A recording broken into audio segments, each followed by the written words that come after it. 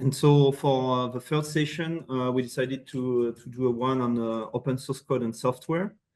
With this question, open source research software as a strong pillar of open science, question mark. And so we'll start with a presentation from Roberto di Cosmo, which is a co-director of software heritage and a fellow of University of Cité, a professor of University of Cité. And then we'll have Laurent Gatto, as I said, as a director for computational biology and bioinformatics at UCLouvain. So Roberto, the floor is yours. You have 10 minutes. Okay, so thanks very much for having me today. The idea is to give you a short presentation about the issues which are related to research software and software as a pillar of open science. So let me start with a little reminder.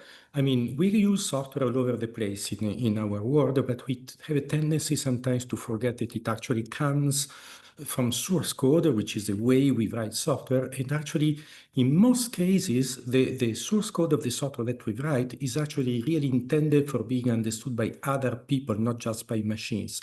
This is what was already said by Harold Abelson, who is an MIT professor, in a book that was pretty old when he was a student in the 80s. Okay. What do we mean by saying that the program must be written for people to read and not only for machine to execute? You can take some example from source code that is available since the 60s. This is a small excerpt of the source code of the Apollo 11 landing module control system. You can see here on the, let me see. I do not know if you see my pointer, but here on the left, you see something which seems a little bit cryptic. It is assembly code back then. But what you see on the right, these are comments written in English for other people to read, the other engineers to understand what is going on. And these comments do not go to the machine. They are compiled out when you actually create the system that runs on the system. And 50 years later, we are still able to understand what is going on without looking at the manual. It is not a matter just of the programming language, okay? So this was, of course, 50 years ago, very, very cumbersome, not very human readable. But if you fast forward to today, actually, this is an excerpt of the COVID simulator developed at the University College London during the COVID pandemics. See, this is written in much more modern programming language, and yet it is full of comments that are not intended for the machine, they're intended for the human being that describes what the system does. And actually, if you want more quotation from founding people in computer science, Donald Knuth, who is very well known in our discipline, used to say that programming is the art of telling to another human being what we want the computer to do. These are very clear examples. So basically, this slide is just to remind us that the real knowledge, if you really want to understand what the software does, you want to adapt it, to reuse it, then you need the source code, because it is only through the source code that you can understand exactly what the designer had in mind. Now, fast forward a little bit, it has been kind of a folk knowledge that we use software and we develop source code in all disciplines of science. But a lot of time we have been asked to provide evidence. Now, luckily, since 2022, in France, the Ministry of Research has created something which is called the Open Science Monitor. This tool tracks the amount of software which is mentioned inside research publication, software that can be used or can be created or can be shared. And if you look at this particular expert of the report from the Open Science Monitor, this is the last edition of this year, and in the QR code you get a link to actually go to the real page. You see that the amount of software used in different disciplines is huge, no matter what the discipline is. You see, for example, in fundamental biology, you have more people using software than in computer science, which may seem surprising, but is reality. And even in the humanities, in social sciences, even if you are doing psychology, you are doing, I don't know, law or literature, people are massively using software, for example, for doing statistics. They use software like R, which is for a lot of statistics. So yes, software is actually a common layer which is fundamental for all modern research. You remove it, you have no research left. And the point is that this was kind of unnoticed for a long time, but things are changing. So you start seeing policies and requirements and suggestion, recommendation coming over, popping up every day. So publisher, for example, they very often say that you need to share the software associated to your articles. Even Nature or Science, etc., they have this mandate. You need to make the software available. Sometimes they don't tell you exactly how, or they give suboptimal suggestion, but this requirement is there. In some disciplines, in particular for us in computer science, you even have associated to journal or conferences, you have a separate committee that doesn't evaluate the paper, but that evaluates actually the software artifact associated to the paper, and then you get special badges because the artifact is available, it's functional, it's reusable, etc. Many funders are starting to ask us, to make the source code of the software we produce available under an open licenses. If you look at the policy mandate, for example, in Germany, the FG published a new model curriculum vitae that is used for getting funding, and there they do not count anymore only publication. There is space for mentioning, advertising your contribution to data sets or to software. And in particular, more recently, I'm very familiar with what we do in France. I do not know exactly in other countries, but it is expected that in laboratory institute or university evaluation reports, we actually describe the contribution of the production of research software we have done. Okay, so all this seems to come from outside, but for example, even the communities, the research community, you see many places where people are asking for software to be taken into account into career evaluation. So they want the software to be credited and cited, etc.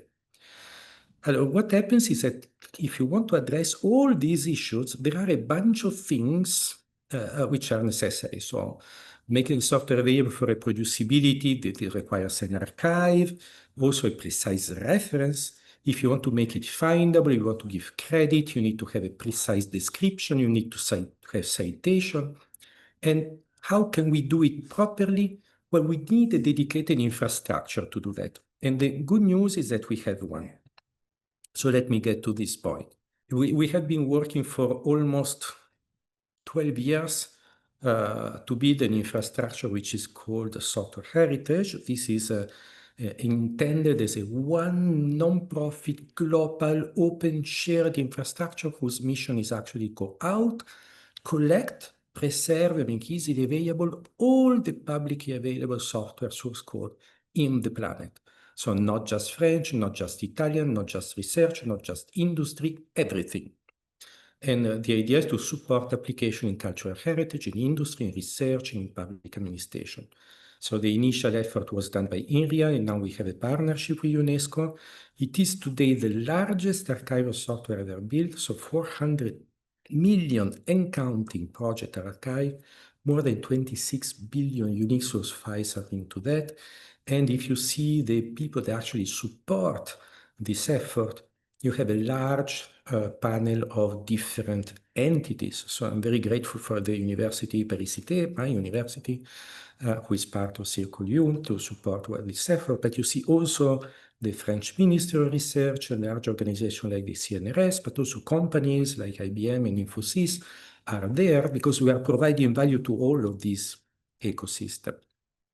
Now, if we look at the issues that we have to face in research, in our academia for this, we need an archive where we need to put the software that is associated to publication, that is enabled us to reproduce the result of this of research effort, for example.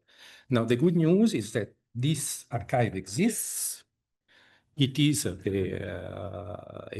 It does automatic archival for many of these projects, but it also provides functionalities for researchers to trigger archival on demand or to make it programmatically done. So whenever you make a modification to a project available publicly, it is automatically archived.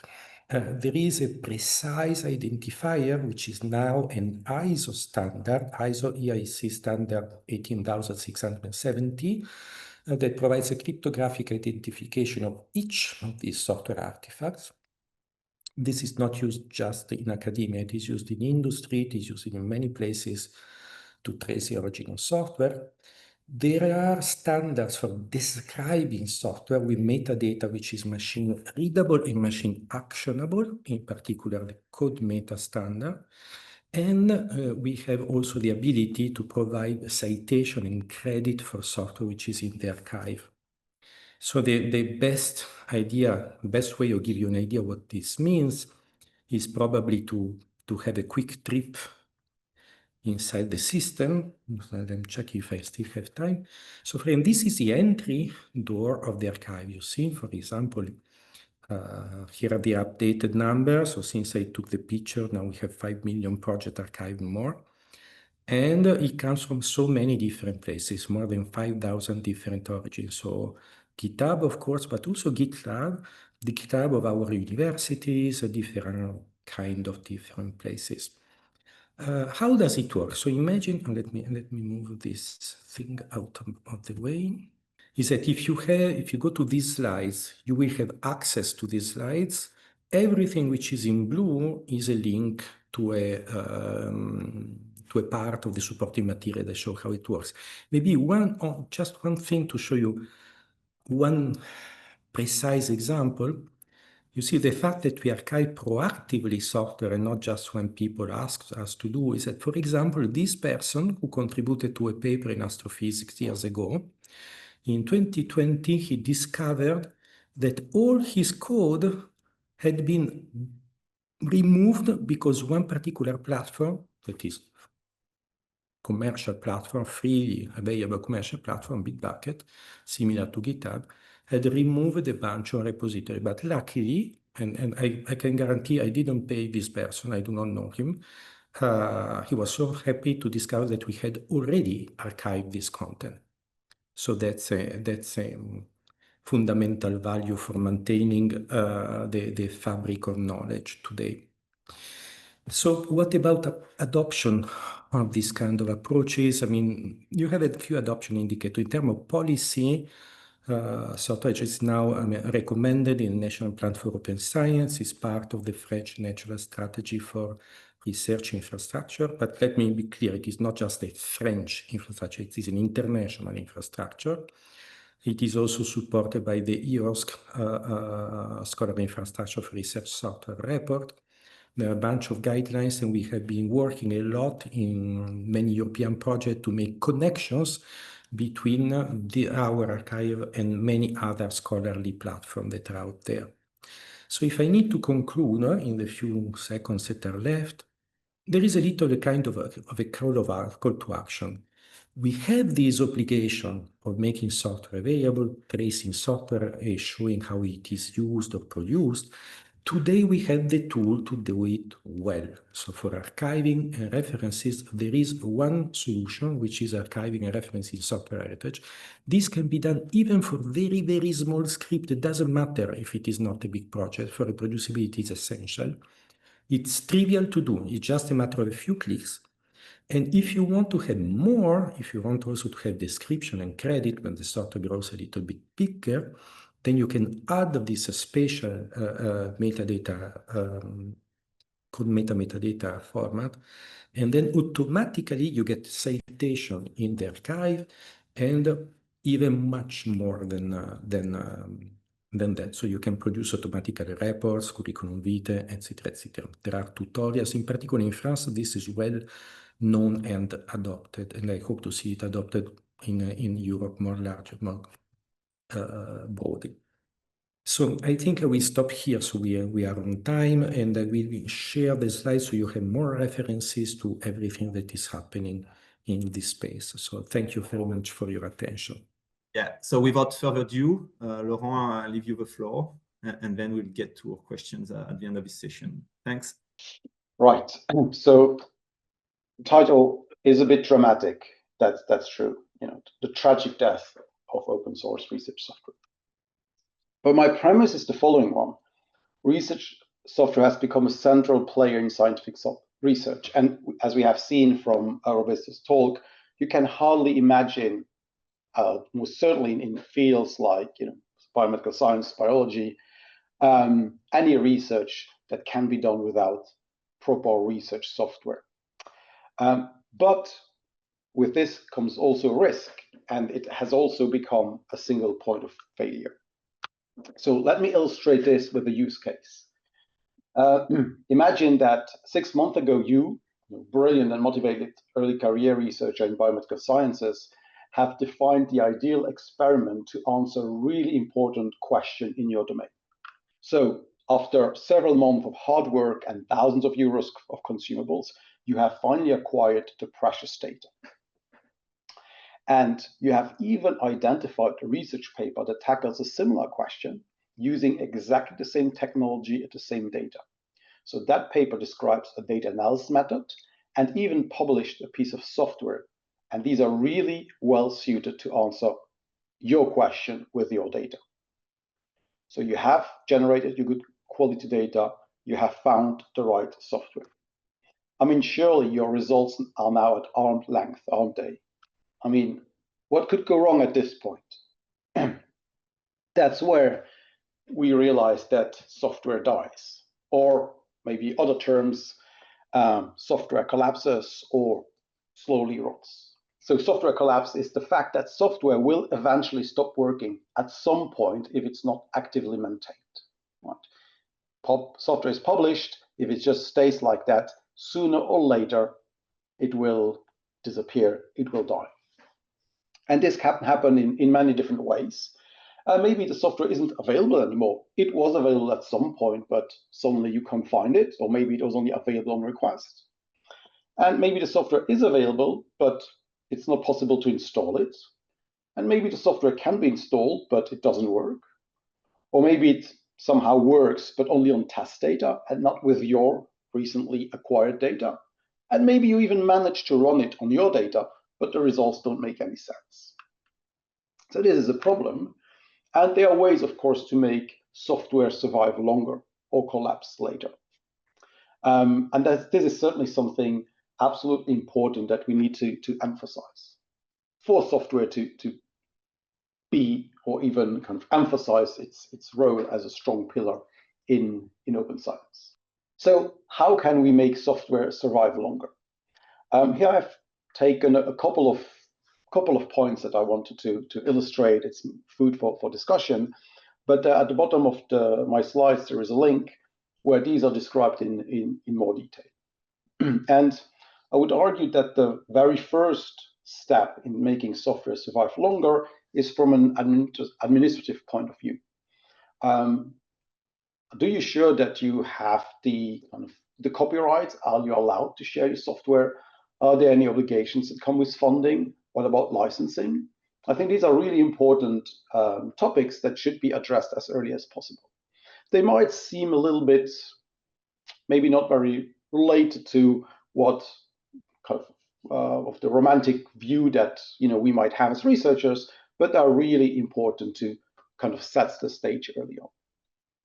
And then, assuming that you have addressed these points, if it's possible, of course, the suggestion is to choose an open source license to publish your software. As was discussed earlier in the first session, open access papers get read and cited more.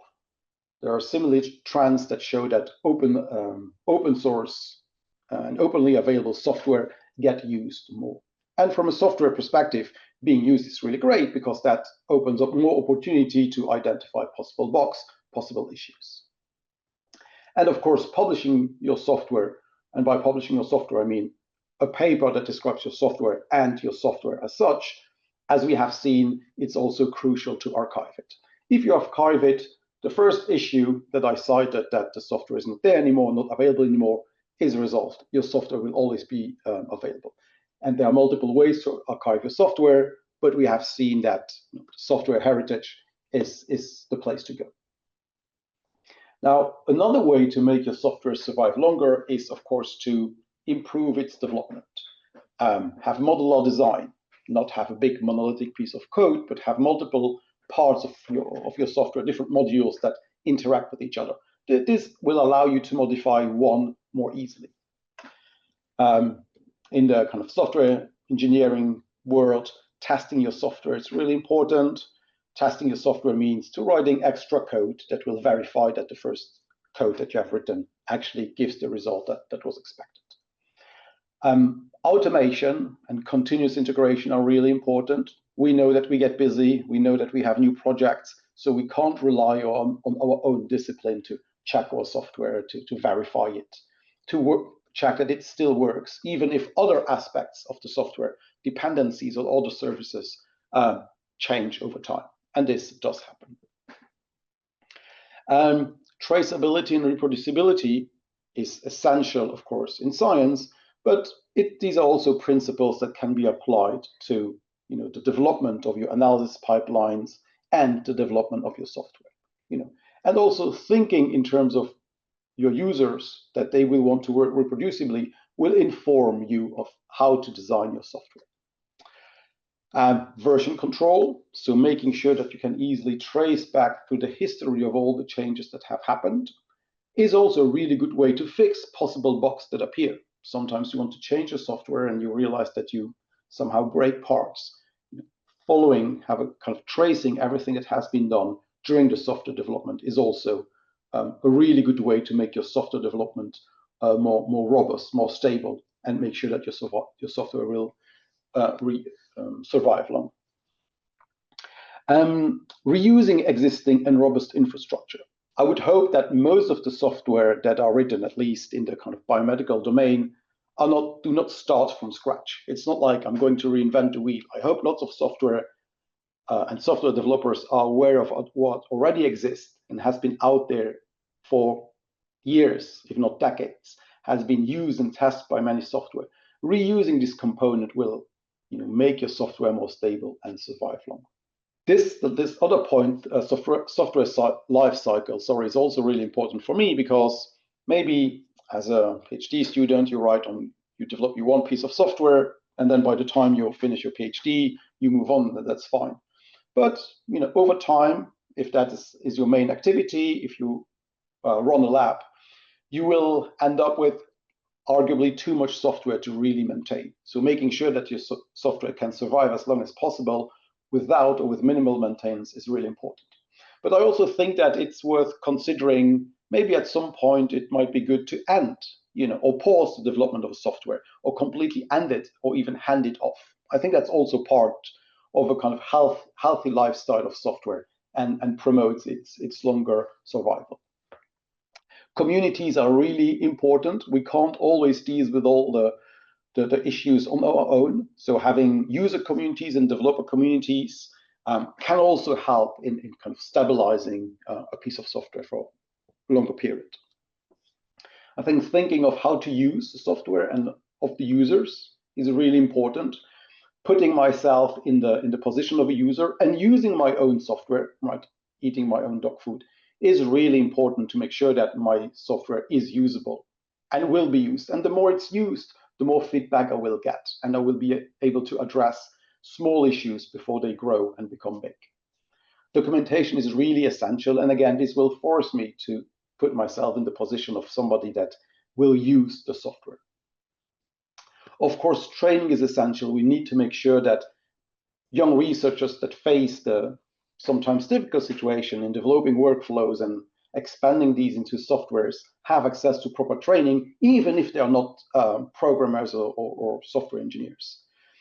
This is really essential, and this exists and should be expanded, I think, in the official curriculum, but also throughout workshops such as carpentries, Elixir, Galaxy, and then as part of the bioconductor community too.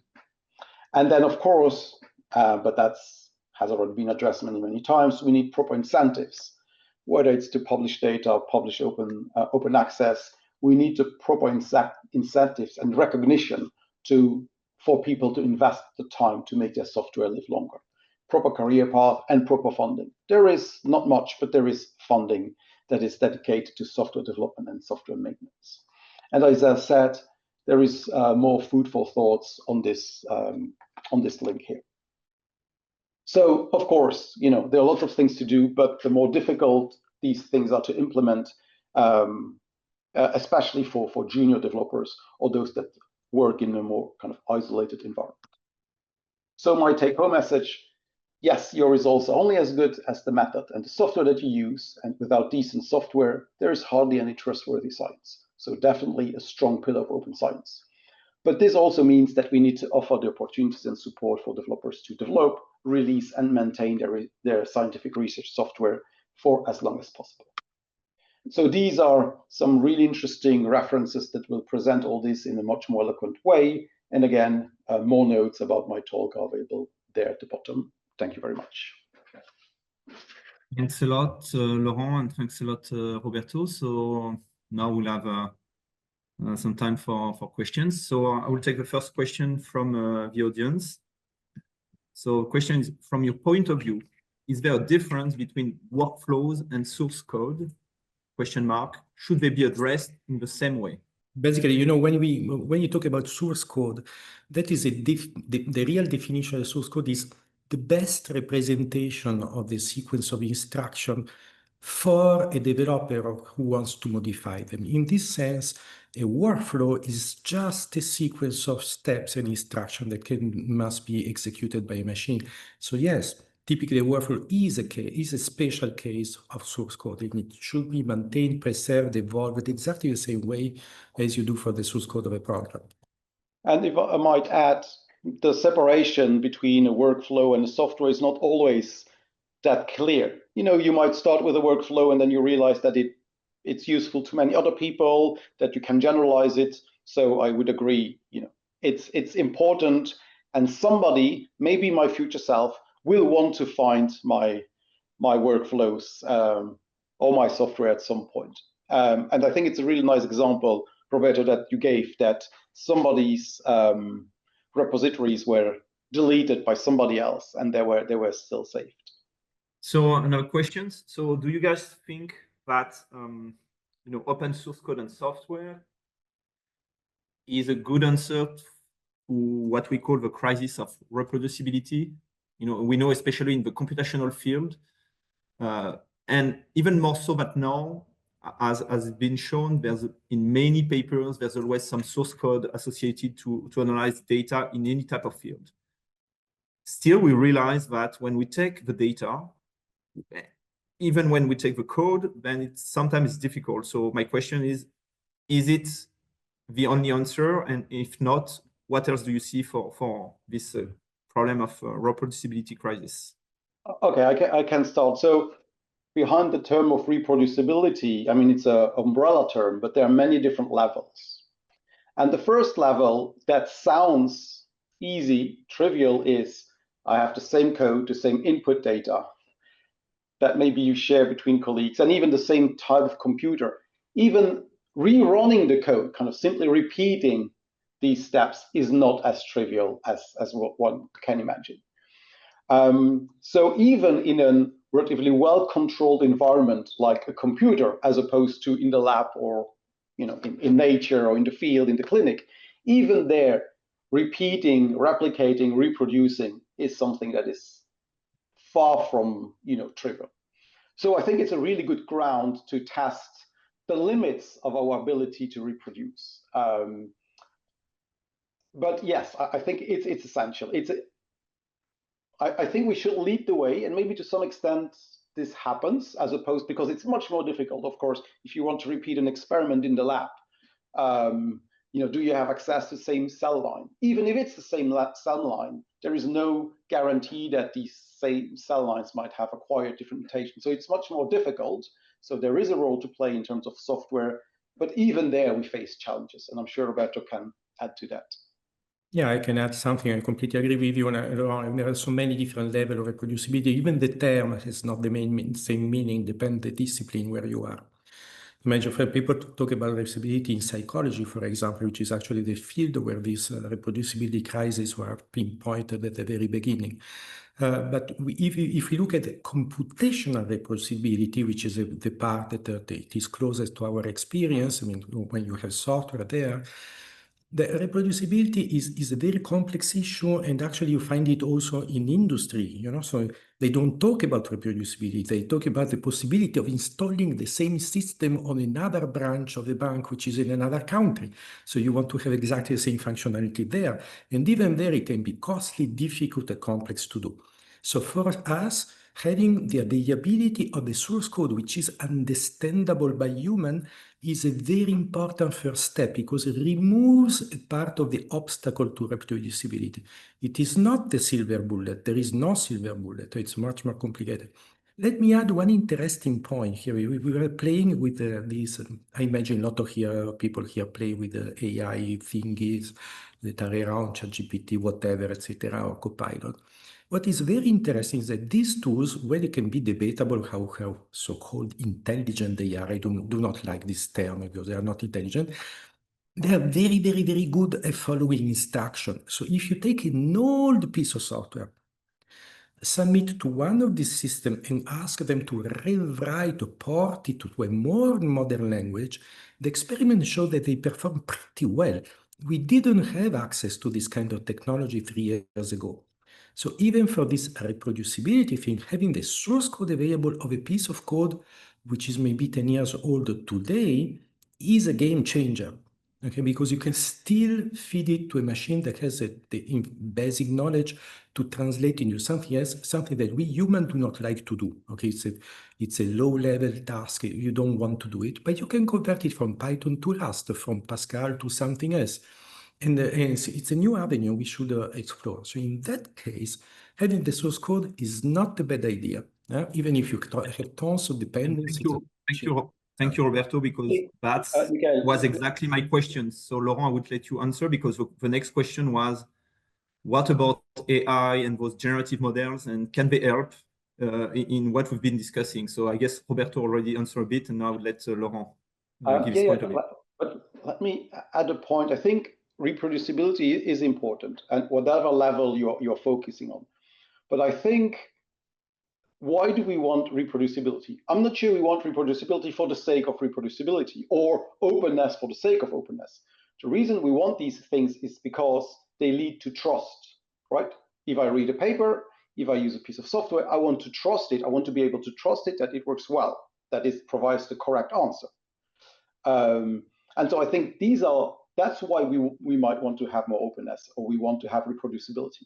So I also think that in the quest for reproducibility, we should not forget that we also want to maintain understandability.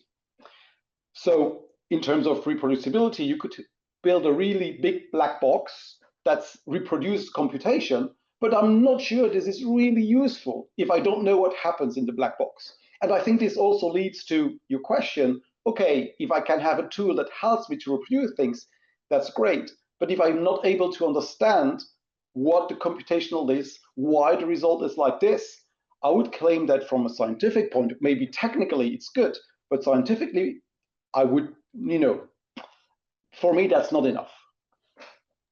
Yeah, and maybe just to add a word on that, and then I will give you the floor, Roberto, is in the biomedical field, I mean, we realize that AI cannot be used as black boxes. So now there's a trend developing, which is called explainable AI, which is like, can we use some kind of hybrid model where it's using the power of those generative pre-trained model, but we know every step, so we can trace back every steps, or at least we're trying to get to trace back every steps to be able to understand why those models take such decisions, or at least produce such type of answers at the end. Yeah, Roberto? Well, yes, well, explainable AI has been a long, it is a long question. We are very far to have a complete answer. Let me give you a simple analogy, okay? So imagine you are in a trial and a judge decides that you need to go to jail, okay? So sometimes you want an explanation, sometimes, I suppose every time you want an explanation of why you end up in jail. Actually, you do not really care in having an IRM of the brain of the judge telling you which neuron fired with which value in some point. You really don't care about that. What you want is a clear human readable logical sequence of deduction from the law and the facts that explains why it has been decided that you go to jail. So when we talk about explainer reality, this is basically what we would like to have. Okay, so I have this model binding up a sequence of steps that makes sense, that are human understandable, will bring you to the right result. What you see today is very complicated because when people talk to these models, okay, so when you talk, it is a kind of a conversation, and having actually, you can come up with something that looks convincing, but it is completely false. So the explanation in our world in science, we need to find the right way of actually having a consensus on what is acceptable explanation of the result, which is again nothing new. It is not specific to AI. It is its internal conversation of science has been done this way for a long time. You remember back when during the Middle Ages, we finished the proof by saying, since we see no reason why this should not be true, this is true, end of proof. Not exactly what you want to see today, right? But if you look at the old deduction, it was done this way. So we are opening up a new environment where you have much more powerful tools, but we need to find a consensus in the scientific community on what is a clearly acceptable scientific explanation of what we want. And never consider this kind of system as superhumans. They are not, okay? And they're just tools. Yeah, very great discussion. And I would ask you guys the last question, and sorry for the demo, Roberto, but I think the debate is quite interesting. So it's more of philosophical one. So guys, regarding your field, what's the biggest challenges? And if there's one thing you want to put all your effort in, what it is? I mean, or at least something you're not already doing, right? What would be in this idea of promoting the computational field and making sure that everyone is collaborating and transparent and synergize and so on? What would be the one thing to be done? Well, given that archiving software has already been addressed by Roberto, I think training is absolutely essential. Training scientists and humanities or digital humanities, so researchers, to demystify, using software, running software, which I think leads to, a blind trust in much more complex architectures like AI, where we get to believe, some people might believe that they are intelligent. So I think training early on to demystify lots of these not so complex and later on complex of architectures that we are facing. Yeah, and if I can complement what Laurent is saying, so you see, actually archiving is mostly done, but we still need to convince all our academic community to actually use the right tools. I mean, we know we are slow in academia compared to industry, but this will come.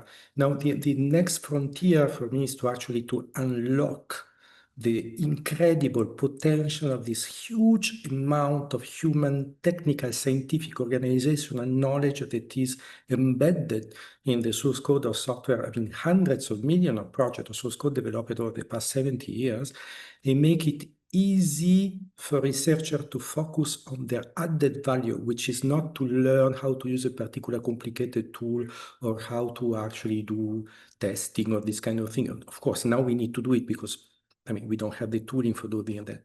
But we like to free researchers to their real research and have their, this mythical assistant. If you remember these movies like Iron Man, you have this Jarvis, please come up with the right framework for doing this test, and I just focus on the science.